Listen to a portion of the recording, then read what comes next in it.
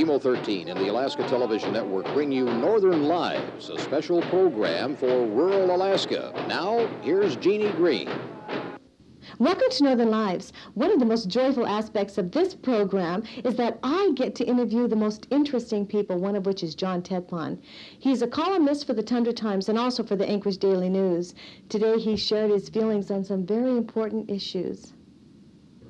I write about things that I know best, about.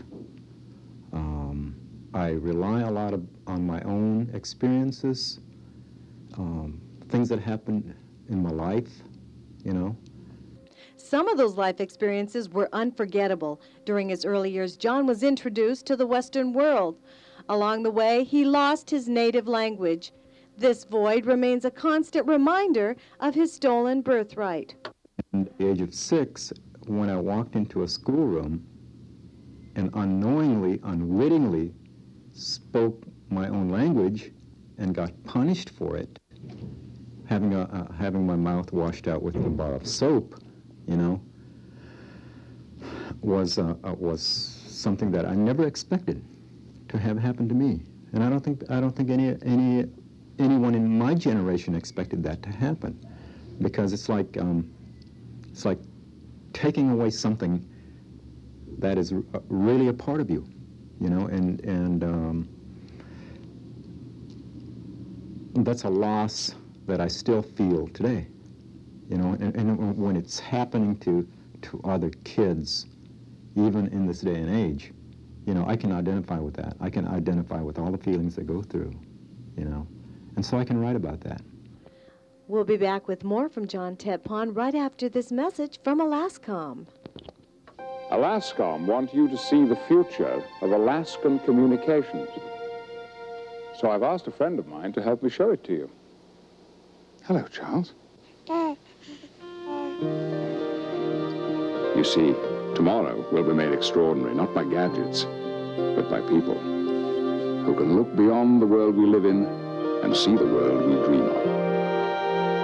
Young man, I think you have a future in this business. I don't know if there's a message that I want to bring across. I think the thing that I look at is that there are so few of us, including yourself, who are in the media, television, radio, and newspapers, very few. I can count, for example, on my one hand, the number of Native American people and journalists who are working for major daily newspapers across the country. I can, and like you're the only Native person on television. Okay? So there are very few of us, and I think that the message is you can do it if you work hard for it, and every one of us, I think, can have that opportunity, and every one of us have feelings, we have opinions, we have something to say, and they're valid. We have opinions about who we are, what we stand for, what we'll not give up. I won't give up my nativeness. I will not give up, certain things. I've given up my language. I've given up some access to native food. And enough is enough already. I'd like to share a bit of John Tetpon's writings. This is from a Tundra Times column he wrote on May 27, 1991, entitled "Our Native Languages Are a Symphony." When I hear little Native children talking in their language, it is like listening to a group of prodigies at work. I marvel at their natural ability as they practice being the sum total of themselves. And then he goes on to say, "Let the child prodigies speak their languages. Let them become the sum total of themselves, just as our elders are the sum totals of themselves." John Tetpon, an amazing man. See you next Thursday right here on Northern Lives.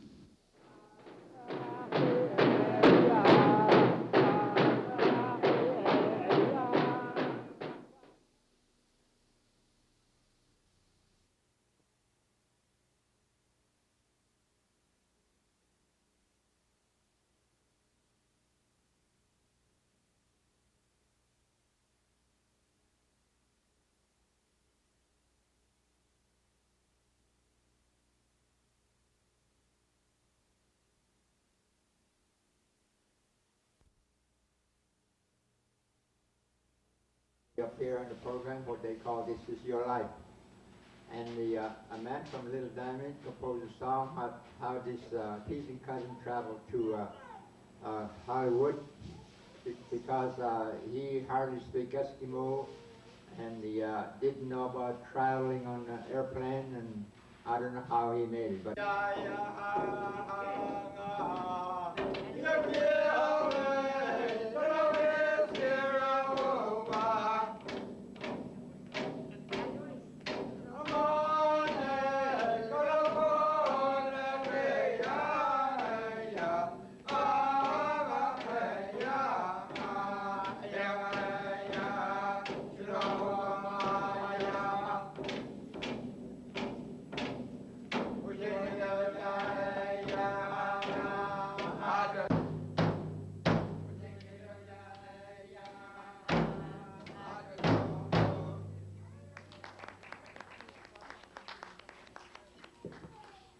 for us, and they make parquet for us, and also with their own use.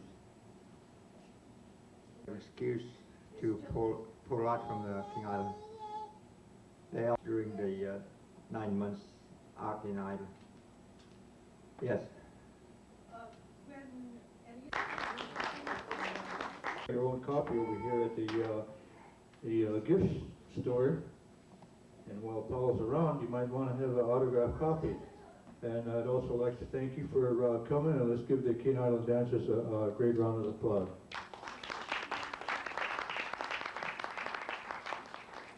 Pardon? I was told the theme of this whole thing is enjoy. Yes. Okay, I'm going to ask about that. Would you like to dwell on that? It's mostly for entertainment and encouragement to our young people to be a good citizen at King Island when they are young. Okay. Because it's very important to have a good, young, well-behaved young people at King Island. Are we ready? Just talk to her. Yes, talk to Send me. them out here. Okay, now just tell me about what you were just saying about the theme of enjoy. You know, is that incorporated in all your dances? Just Yes. tell me what it represents. It represents some animals also that are at King Island, just like walrus that start to migrate sometimes last month, this month, and they bring food for us. And they try to imitate the sounds and the movement of the walrus pass through King Island, because the walrus is the main animal for us to feed us at King Island. Very, very important animal for us. Okay, Paul, why do you guys dance? Because he's one of the entertainment. Just like I said, it encouragement for young people also to be a good citizen at King Island. Okay, now, you guys live in Anchorage now. Yes, okay? So do you have like a different community, or do you guys still dance? Do you hold on to some of your old ways, or? It's not all way. It's something that we hang on to it because it's handed down from generation to generation, and it has to be kept even though we are living in different environment, different place. It's very, very important for young people to learn it because if we don't teach it, who else is going to teach the young people how they live, how their ancestors have been living at King Island? So you still dance a lot here in Anchorage? Yeah, we're still dancing quite a bit here in Anchorage. When and where? Huh? When? I mean, like where? Whenever the public want us to do. Okay. One last question. How do you find it different living here, say here in Anchorage, as opposed to living out on King Island? Has it? There's lots of differences between the urban life and rural life, because out in the rural life you have hardly any laws that apply to you when you're living at the urban life, because it's so much regulations, and it confused the mostly native people how to be a good citizens. Just like I said, they have to teach the young people when they are young so they could apply themselves to be a good citizen. And there are also very, very simple regulations that have to be told, not real long sentence, word and hard word. Sometimes you have to find a word in the dictionary in order to learn what it meant.